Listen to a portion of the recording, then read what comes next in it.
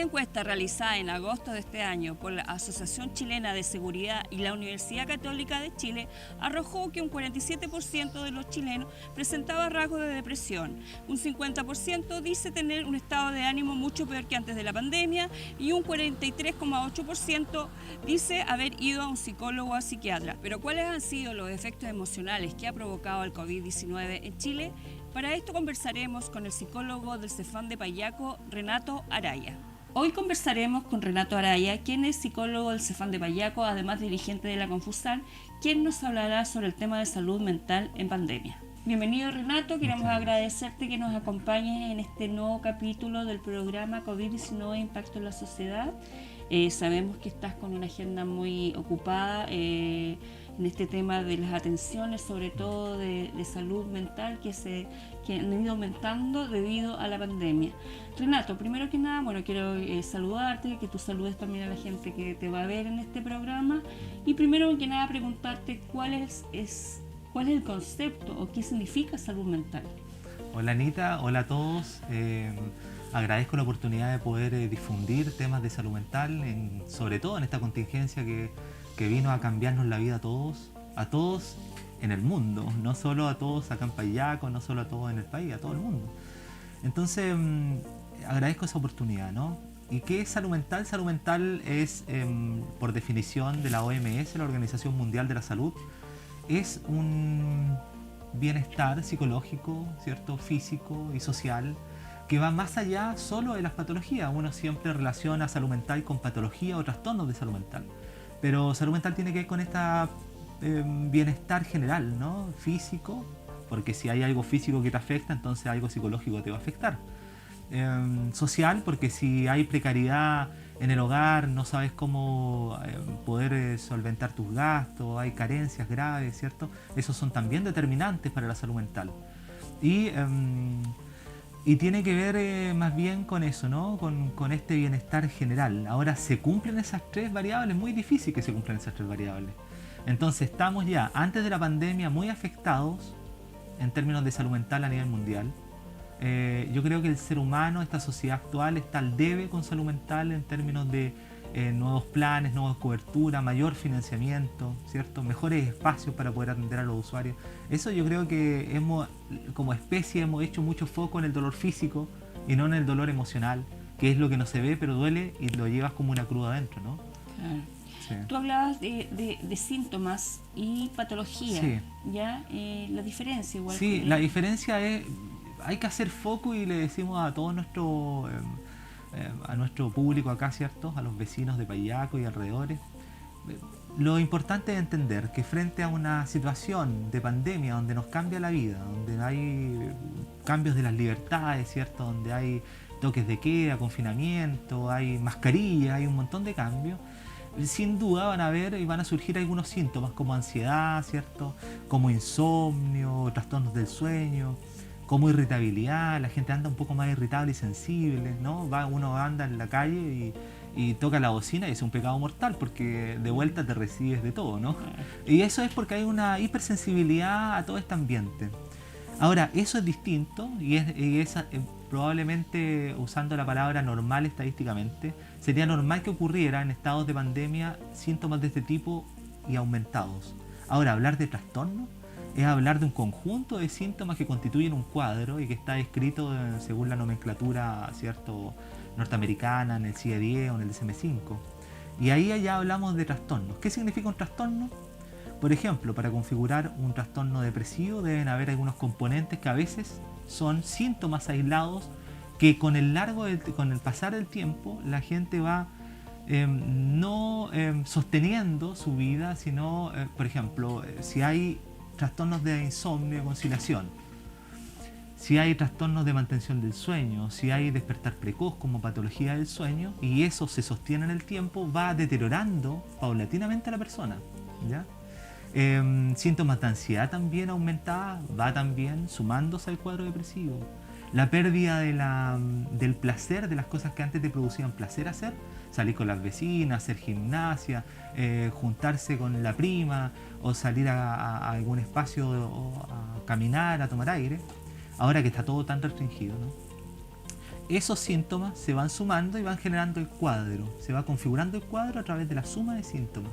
Entonces la diferencia es, las patologías serían sumas de síntomas que a veces aislados vivimos todos, pero sin por ello tener un cuadro propiamente tal. Entonces yo podría estar bajoneado, pero no necesariamente depresivo. Podría estar más sensible y lábil y más llorón de repente viendo la tele, una propaganda y te hace llorar. Bueno, pero no necesariamente depresivo. El depresivo debería entonces constituir, para que sea depresivo, muchos otros síntomas que lo constituyan como tal. Entonces hay que distinguir que la población, nuestros vecinos, ¿cierto?, están viviendo, nosotros los seres humanos estamos viviendo muchos síntomas, pero que con el tiempo de vivirlos y con la intensidad de estarlos viviendo, se van configurando cuadros depresivos, cuadros patológicos mentales. Y ahí hay que saber pedir ayuda. Esa es la diferencia entre estar irritable, tener problemas de insomnio, a después tener un cuadro. Hay que saber advertir cuándo pedir ayuda. Es importante saber hacer eso, ¿no? Renato, decíamos al comienzo que con el tema de la aparición de este virus respiratorio han aumentado los problemas de salud, en salud mental, siendo denominada una nueva pandemia ya en Chile después del coronavirus. Sí. Y me gustaría saber en lo local, ¿qué pasa en la comuna de Payaco? ¿Cuáles han sido los efectos que se ha producido producto de esta pandemia? Como bien dice la pandemia, las secuelas a nivel global van a ser salud mental. Bueno, la estabilidad laboral, los trastornos económicos, sociales que puedan haber, pero fundamentalmente una de las grandes áreas que nos va a estar trastocando esta pandemia va a ser y es salud mental. Salud mental, perdón, Anita. Acá en Payaco. Acá en Payaco, sí. Acá en Payaco, mira, en Payaco hemos recibido una enorme cantidad de aumentos, ¿cierto?, de trastornos ansiosos. Hemos tenido también la aparición de trastornos obsesivos compulsivos, ¿no? Un poco entendiendo la dinámica que está ocurriendo en Payaco. Para entender un poco el trastorno obsesivo compulsivo tiene que ver muchas veces con este miedo a contaminarse, a enfermar. Como las noticias son todas de contaminación, virus, enfermedad, todas estas personas que tenían cuadros obsesivos, ideas de poder contaminarse o enfermarse, transformaron ese síntoma aislado, ¿cierto?, en un cuadro ya. Y los que tenían anteriormente trastornos obsesivos compulsivos empezaron a sintomatizar y de nuevo a generar este tipo de trastornos. Ahora, a la base de todo, ¿qué está pasando? Es la ansiedad. El estrés y la ansiedad es uno de los fenómenos, una de las patologías, es uno de los síntomas que subyace a todas las patologías. Si hay ansiedad, hay una intensidad en el síntoma. Por ejemplo, los trastornos ansiosos, por lo general crisis de pánico, de angustia, se están presentando mucho y muy seguido en jóvenes. Los adolescentes de Payaco se están encerrando mucho en sus dormitorios, no se están comunicando con las familias, están encerrados con el celular, tienen poco espacio recreativo. La invitación sería abrir los gimnasios, tratar de abrir de lo posible el estadio, que la gente tenga espacio para poder distenderse y compartir, con los aforos, con las distancias que corresponda. Pero básicamente el componente ansioso viene a repercutir en todos los cuadros de salud mental. Es decir, subyace la ansiedad a todas estas patologías que están apareciendo. Hay mayor aumento en la tasa de violencia intrafamiliar. Lamentablemente también hemos tenido aumentos de denuncia de abuso sexual infantil. Hemos tenido también aumento de trastornos del ánimo, estrés postraumático. Y lo otro más, es súper importante también, es el duelo. Es terrible, imagínense ustedes que haya fallecido algún familiar cercano, ¿cierto?, con coronavirus, o un amigo, un vecino, y nadie pudo haber ido a su despedida, a su velorio. Entonces, nosotros somos los seres humanos eminentemente simbólicos. Nosotros necesitamos despedir a la gente que queremos, recibirlas con cariño, y cuando en momentos críticos como este no podemos hacerlo, entonces nos queda ahí una huella de trauma para toda la vida. No haber podido despedir como Dios manda, ¿cierto?, a tu madre, a tu padre, a tu abuela, a tu tío. Eso también va dejando huellas, es decir, el componente de los duelos. Yo creo que probablemente tengamos fenómenos como todos estos duelos terminen con una tendencia hacia estados depresivos, hacia cuadros depresivos más adelante. Estoy especulando, pero duelos no resueltos como este tipo en contextos de pandemia van a generar que ese símbolo no haya sido elaborado adecuadamente. El símbolo de la despedida, digo yo. Ahondando en los casos, en las problemáticas que tú nombrabas reciente, el aumento en abusos sexuales en niños, ¿cierto? La violencia intrafamiliar, intentos de suicidio Sí, o suicidio muchísimo. ya concretados. ¿Cuáles han sido las medidas o el trabajo que han estado realizando ustedes como equipo de salud? Nosotros estamos con una carga bastante elevada de atenciones directas. También estamos generando trabajo en redes. Tenemos una alianza con el Liceo de RAP, ¿cierto? Con la directora y su cuerpo técnico y docente, en tratar de abordar sensibilidad en los adolescentes principalmente. Nos preocupa bastante porque ha aumentado, por ejemplo, la automutilación. La automutilación, para quienes nos ven y nos escuchan, tiene que ver no con una maña ni una tendencia, sino que tiene que ver con la tremenda angustia psicológica que tiene un adolescente y con no poder disipar esa angustia, ¿no? La única forma de encontrar la salida es cortándose. Y curiosamente, cuando se cortan no les duele, sienten un alivio, ¿ya? Y ese alivio tiene relación precisamente con un control, con la pérdida de control de lo emocional y un aumento de control de lo físico. Entonces yo controlo el dolor a través del corte. Después viene la culpa, el arrepentimiento, pero eso se hace una mecánica casi establecida como un fenómeno de compensación psicológica. Es decir, cada vez que un adolescente, un niño o una persona en general, porque también los adultos lo hacen mucho, pero los adolescentes en particular, se corta, siente entonces el placer de tener el control, la culpa, y luego cada vez que se estresa se vuelven a cortar cíclicamente. Y eso se transforma después en una especie como de rutina de compensación. Y eso es bien complejo, ¿no? También tenemos ideación suicida, mucha ideación suicida. Una invitación a la familia es poder convocar a la mesa después del almuerzo a una conversación. Utilicemos la conversación como un recurso familiar.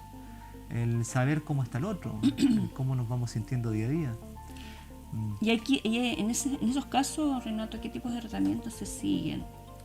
Bueno, terapia sistémico familiar. Si son niños o adolescentes, se trata de llamar a la familia, a todos los componentes de la familia, tratar de incorporarlo en un proceso de salud. Porque muchos chicos, cuando están aislados, cuando tienen ideación suicida o cuando tienen un cuadro depresivo, muchas veces esa patología en esos chicos es como decir la salida del vapor de la olla a presión de un gran número de problemas familiares. Entonces los niños o adolescentes enferman como símbolo de un sistema enfermo. Un sistema enfermo que no se comunica bien, que es agresivo, que no hay mutuo respeto, que hay roles indefinidos, que hay consumo o adicción de uno o ambos padres o cuidadores, donde hay abandono, ¿me entiendes? Entonces, estos chicos, al verse tan atrapados en circunstancias donde ahora están, no con sus redes de apoyo naturales que eran antes con sus pares, sino que encerrados en su familia, en sus casas, entonces absorben todo este tipo de patologías familiares. Hay que sensibilizar a la población de que nosotros somos tan importantes como adultos para que estos niños empiecen a relacionarse y a transformarse en la relación sana con un adulto sano. Entonces la afectividad y la comunicación es fundamental en la familia. Hacemos terapia sistémico-familiar, terapias también individuales. Hacemos derivaciones a psiquiatría, a especialidad cuando tenemos casos más complejos. Tenemos una alianza hermosa con el liceo, como le contaba Anita, donde estamos trabajando temas de salud mental, de convivencia. Y tenemos también, como tenemos esta alianza, ellos tienen la posibilidad de ir derivando. El equipo psicosocial del liceo va derivando directamente a nuestro equipo y vamos tratando de canalizar lo más rápido posible la atención y la terapia que corresponde y las derivaciones que corresponden. ¿Falta información al respecto?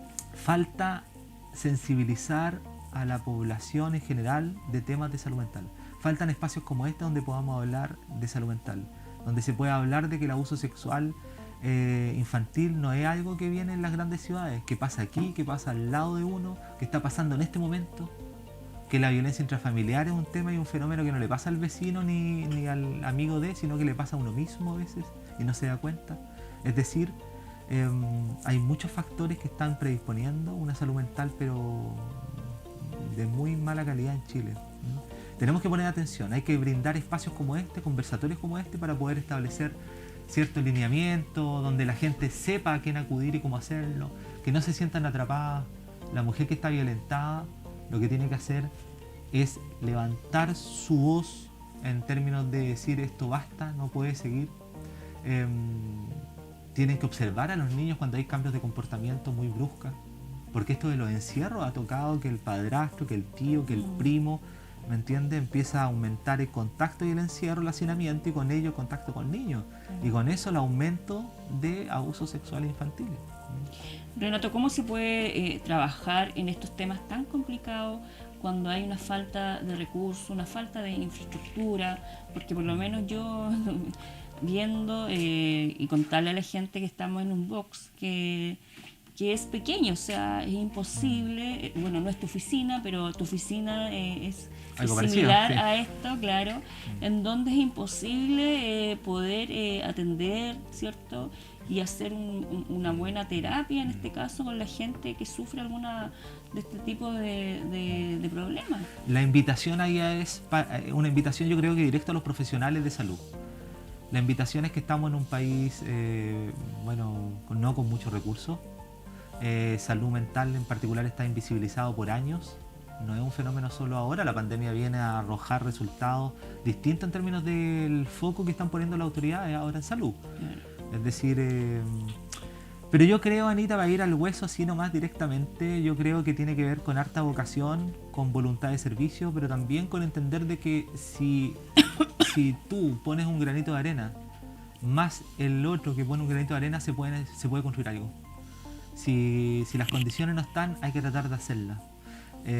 Y la calidad en el contacto con el usuario, la calidad humana, es lo que va un poco homologando, ¿cierto?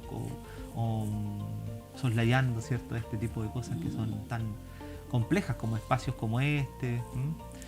Hoy en día tenemos la oportunidad de poner el foco en salud mental. En conversaciones con el alcalde hemos visto la posibilidad de generar una unidad de salud mental potencial, generar ciertos servicios como prestaciones de psiquiatra infantil o adulto. Tenemos planes ahí que hacer, pero hay mucho que hacer, mucho que hacer en salud mental. Pero la salud mental la hacemos todos, es decir, no solo la gente que trabaja en salud mental hace salud mental, usted que está en la casa tiene que hacer salud mental. ¿Cómo? Higiene de sueño, una de las grandes cosas que tratamos de instruir a la población, a la gente que tiene contacto con nosotros, es la higiene de sueño. Es decir, hay que dormir para poder reparar el sistema nervioso central, para poder renovar la energía, para poder descansar la mente. Hay que dormir. Ahora, ¿cuánto se recomienda dormir? Bueno, 8 horas, 6 horas. Los abuelitos después empiezan a dormir menos. Pero tenemos un montón de adolescentes que se amanecen 3, 4 de la mañana con videojuegos hiper excitados, aparte como si tuviesen un mundo paralelo a lo que está pasando. Entonces a ellos también los papás, las mamás, los cuidadores tienen que invitar a que hayan horarios, ¿ya? Tienen que haber horarios para que puedan empezar a descansar o dormir el adolescente. Es tan importante eso. No comer muy tarde, no tomar psicoactivos como por ejemplo café, o teína en la noche. El uso del celular en la noche. El uso del celular, de pantallas, de ruido. Hay que llevar al cerebro de a poquito al sueño, al descanso, de a poquito, ir apagando las luces, bajando la música, apagando las pantallas, hasta llegar al sueño, ¿no? Hasta acostarse. Entonces eso se llama higiene de sueño. Es importante hacerlo. Lo otro, no estar pendiente de todo lo que pasa en la tele, porque en la tele finalmente te entrega puras desgracias todo el día. Si no hablan de la pandemia y los muertos que están ocurriendo en el mundo y en Chile, hablan de los accidentes que ocurren. Entonces, la invitación es que ubiquen dónde informarse, ocupen un espacio al día o 2 máximos para poder informarse y retirarse de esa pantalla. Renato, mira, debido al tiempo, ¿no es cierto? Es un programa que está acotado, por cierto, en un plazo de tiempo, vuelvo a decir. Y más que nada, antes de terminar esta entrevista, que que quedan muchas cosas o muchos temas por hablar y que hubiesen sido interesante que la gente los conociera, pero me gustaría pedirte y que invites tú a las personas que nos están viendo a que si tienen algún problema, ¿cierto? De todos los que tú anteriormente mencionaste, un tipo de violencia, puede ser abuso contra un hijo, un sobrino, un vecino, se acerquen al consultorio, ¿cierto? Pidan una hora con algún profesional y vengan para que puedan ayudarlos. Sí, absolutamente. Llevar la cruz o la mochila pesada solo es mucha tarea. Así que necesitamos que tengan la confianza, la libertad. Nosotros, Comunidad de Salud Mental, si bien hay ciertas reglas de ingreso, pero tenemos las puertas abiertas a los usuarios y a las personas que tengan dudas o preguntar. Si me ven en el pasillo, bueno, páreme, mi nombre es Renato Araya y me dice cómo lo hago, yo la puedo orientar o lo puedo orientar. Si podemos gestionar una hora rápido teniendo la posibilidad de hacerlo, lo hacemos. Ahí está la voluntad de poder cooperar con nuestros compatriotas, con nuestra gente. Está la voluntad, entonces eso es lo principal. Entonces que se acerquen, que pidan ayuda, que no guarden la cabecita como un avestruz cuando pasa algo en la mente o en el corazón. Lo que tienen que hacer es hablarlo, pedir ayuda, eso es lo que tienen que hacer. Esa es la invitación principalmente. Y decir que esto todo queda en forma absolutamente. anonimato, aquí hay una ley que a nosotros, la ley de confidencialidad, el manejo de la ficha clínica, o sea, eso a nosotros nos llega... Imagínate, es absolutamente confidencial. Y el trato es familiar, relajado, ameno. Lo importante es saber pedir ayuda, no arrastrar el poncho con dolor mucho rato, porque finalmente, como te decía, los síntomas, cuando se establecen mucho tiempo en la persona, derivan en patologías más complejas. Entonces no hay que esperar que pase eso, hay que saber pedir ayuda. Entonces la invitación a todos es que vengan, que asistan, que pidan ayuda, y nosotros de alguna forma vamos a ubicar una hora y vamos a seguir una atención, una terapia como corresponde. Eso es, las puertas están abiertas. Muchísimas gracias, Renato. Reiterar que debido al poco tiempo que tenemos, nos hubiese gustado conversar muchas más cosas contigo, pero queremos contar a la gente que en un futuro no muy lejano vamos a hacer nuevamente, tratar de hacer algunos programas contigo para que tú nos cuentes de todas estas problemáticas que la gente en Payaco vive. Sí. Y que muchas veces por miedo o por vergüenza no se dice. Así es, ¿ya? Así es, Anita. Y que hay mucha gente que necesita ayuda, mucha gente que necesita ayuda. Así que nuevamente decirle a la gente que esté atenta, que en otras oportunidades conversaremos con Renato, ¿no es cierto?, el psicólogo del CEFAM. Así pues, que muchas gracias. Agradecido igual en la instancia de poder compartir. Sé que el tiempo tan acotado tenemos que poner toda la carne en la parrilla como venga y de la mejor forma. Pero la invitación está a que vengan a pedir ayuda cuando corresponda, que pongan atención en eso. Y bueno, y también a ti, Anita, gracias. Podemos hablar tantos temas tan entretenidos, tan profundos y tan útiles para la comunidad. Así que acá los recibiré cuando quieran. Aquí estoy. Muchas gracias, Renato. Ok, vale. Toma las precauciones adecuadas e infórmate bien para protegerte y cuidar de quienes te rodean. Lávate las manos con frecuencia, usa agua y jabón o un desinfectante de manos a base de alcohol. Utiliza mascarilla en público, especialmente en interiores o cuando no sea posible mantener el distanciamiento físico. Prioriza los espacios abiertos y con buena ventilación en lugar de los espacios cerrados. Si estás en interiores, abre una ventana. Las mascarillas bien colocadas pueden ayudar a prevenir que las personas que las llevan contagien el virus a otras. Sin embargo, no protegen frente al COVID-19 por sí solas, sino que debe combinarse con el distanciamiento físico y la higiene de manos. Sigue las recomendaciones de la autoridad sanitaria local.